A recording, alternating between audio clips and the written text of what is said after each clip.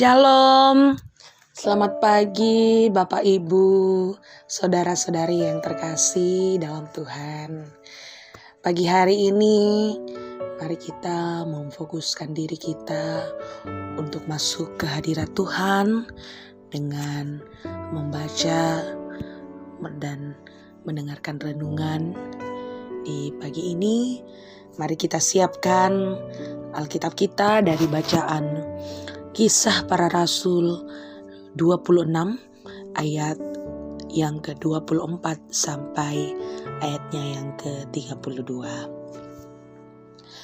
Bapak Ibu yang terkasih dalam Tuhan, sebelum kita membaca dan merenungkan firman Tuhan, mari kita meminta pertolongan Tuhan. Mari kita berdoa. Allah Bapa kami dalam kerajaan surga, terima kasih atas pagi yang indah ini. Engkau boleh membangunkan kami dengan tubuh yang sehat, yang bugar Tuhan.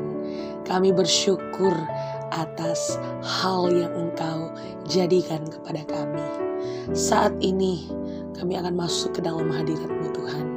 Engkau yang menuntun kami agar kami boleh mengerti firman-Mu dan kami boleh jadikan pedoman dalam kehidupan kami. Inilah doa kami Tuhan, dalam nama Tuhan Yesus kami berdoa. Amin. Kisah Para Rasul pasalnya yang ke-26 ayat 24 sampai 32. Begini firman Tuhan. Ajakan kepada Agripa untuk percaya.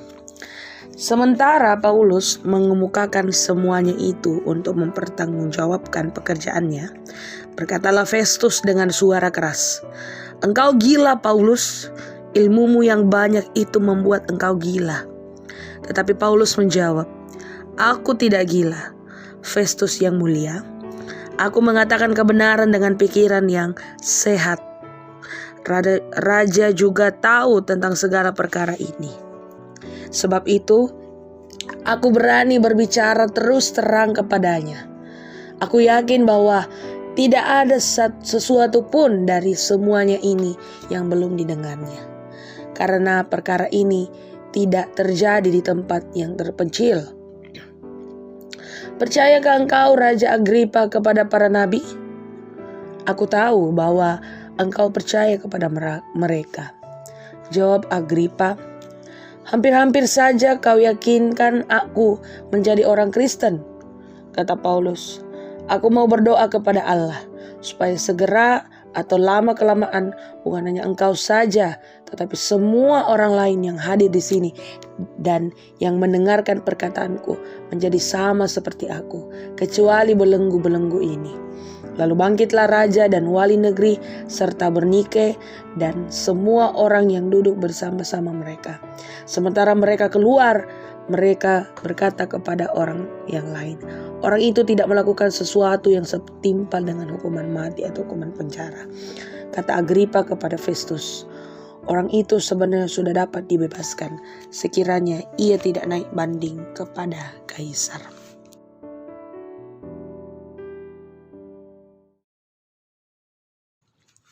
Bapak Ibu yang kekasih dalam Tuhan kita Yesus Kristus, pada pagi hari ini kita disapa dengan tema Injil Harga Mati. Dalam keseharian kita, sering kita mendengar ungkapan NKRI harga mati untuk orang Indonesia. Kelompok nasionalis dan kita semua yang mencintai kemajemukan dan persatuan serta Pancasila dan Undang-Undang Dasar 45 akan setia dan tegak lurus memperjuangkan negara kesatuan kita Republik Indonesia. NKRI akan dibela dan ditegakkan sampai akhir hayat karena adalah NKRI harga mati. Paulus dalam bacaan kita di dalam penginjilannya, perjalanannya, menjunjung tinggi dan tegak lurus tentang keselamatan nama Yesus. Setelah Paulus mempertanggungjawabkan iman dan ajaran di hadapan Raja Agripa dan hakim yang dipimpin Festus pada ayat 25, Semua pihak sepakat bahwa Paulus tidak bersalah dan bisa dibebaskan. Tetapi karena Paulus sudah naik banding ke Roma pada ayat 31-32, maka perkaranya tetap dilanjutkan ke Roma. Ada bacaan boleh kita bandingkan di Roma 23 ayat 11 dan Roma 25 ayat 21 dan 25. Paulus menjadikan pengadilan sebagai sarana pekabaran Injil, dan Raja Agripa sendiri menyatakan bahwa beliau hampir diyakinkan Paulus untuk menjadi orang Kristen pada ayat 28. Kitab Kisah Para Rasul memberitakan bahwa bagi Paulus Yesus harga mati, Bapak Ibu. Situasi kita tidak sesulit tidak seberat dengan situasi Paulus pada saat itu. Kalau kita sekarang, kita lebih leluasa dan bebas dalam memberitakan Injil Yesus Kristus. Dan suasana aman, nyaman, sering membuat kita ternyata terlena dan terkecoh, serta terbawa arus kenikmatan sesaat yang kemudian menjerumuskan kita lebih dalam menikmati pemuasan nafsu-nafsu sesaat. Bapak Ibu yang kekasih dalam Tuhan, kita tidak perlu mencari-cari kesulitan dan penderitaan, tetapi kita mesti waspada atas kenyamanan dan kompromi murahan dengan situasi kenyamanan yang mungkin bisa dikompromikan. Tetapi hal keselamatan dalam Kristus harus jelas dan tegas, dan Injil merupakan harga mati. Demikian firman Tuhan. Amin.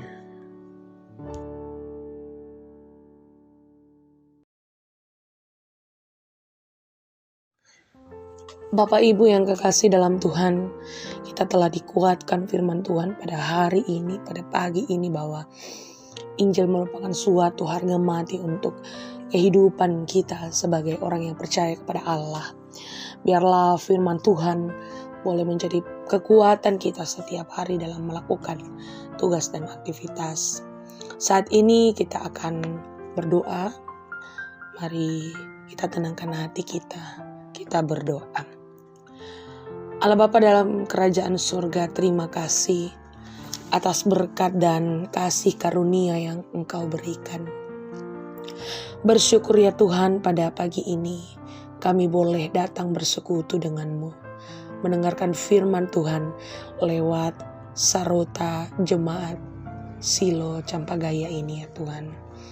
Tuhan, kiranya firman-Mu ini tidak berlalu begitu saja, tetapi Engkau yang memampukan kami untuk melakukan firman-Mu dan menjadikan firman-Mu ini sebagai suluh dan pedoman bagi kehidupan kami.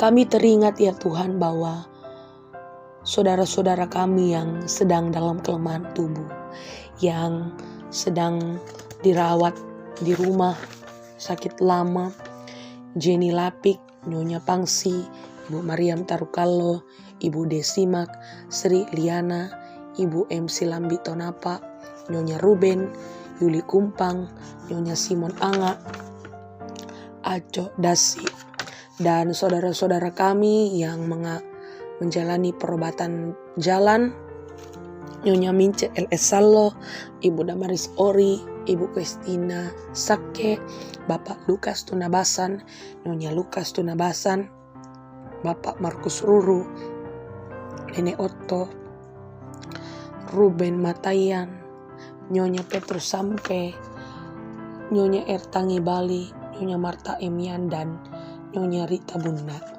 Juga saudara-saudara kami yang dirawat di rumah sakit, Hansel Rongre di rumah sakit Primaya, adik sepupu dari Nyonya Mary Sipi di rumah sakit Siloam, dan Pak Markus Ruru di rumah sakit Stella Maris. Ya Tuhan, hanya Engkaulah sumber kesembuhan. kami merindukan jamahan tangan kasih-Mu kepada saudara-saudara kami yang sedang sakit. Engkau yang melawat agar mereka boleh kembali pulih, kembali sembuh, dan boleh kembali memuliakan Allah bersama-sama dengan keluarga. Kami juga Tuhan teringat atas duka cita yang telah dialami oleh keluarga Bapak Martin Ine atas meninggalnya saudara dan keponakannya di Toraja.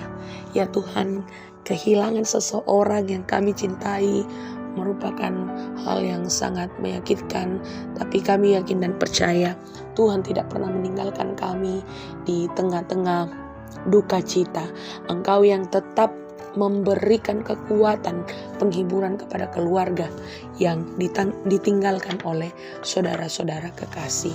Kami juga berdoa ya Tuhan atas segala rencana yang akan dilakukan oleh jemaat.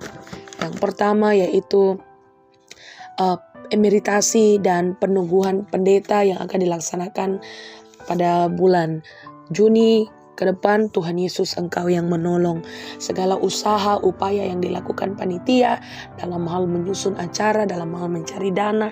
Ya Tuhan, Engkau yang memberi berkat, Engkau yang mencurahkan berkat atas saudara-saudara kami yang tengah berusaha ini, agar acara yang boleh diselenggarakan boleh berjalan dengan baik seturut dengan kehendak-Mu. Juga ya Tuhan, berdoa untuk pelaksanaan retreat pasca PPGT. Ya Tuhan, Engkau yang juga menyertai anak-anak-Mu dalam proses pencarian dana, proses mengatur segala acara yang dilakukan. Engkau yang menolong ya Tuhan, agar kiranya semua boleh berjalan seturut dengan kehendak-Mu. Berdoa untuk setiap pelayanan yang diangkat oleh hamba-hamba Tuhan, Bapak Ibu Pendeta, Bapak Ibu Majelis, Penatua, Diaken. Engkau yang menolong dalam melakukan pelayanan.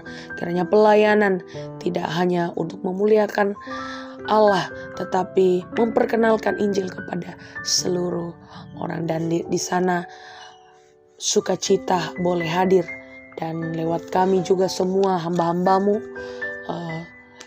kasih Kristus boleh terpancar lewat setiap hamba-Mu yang memberitakan firman.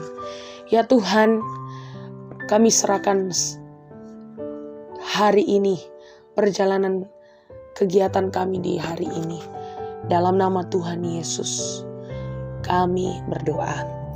Amin. Terima kasih Bapak Ibu yang telah mendengarkan Saragota pada pagi hari ini. Selamat beraktivitas.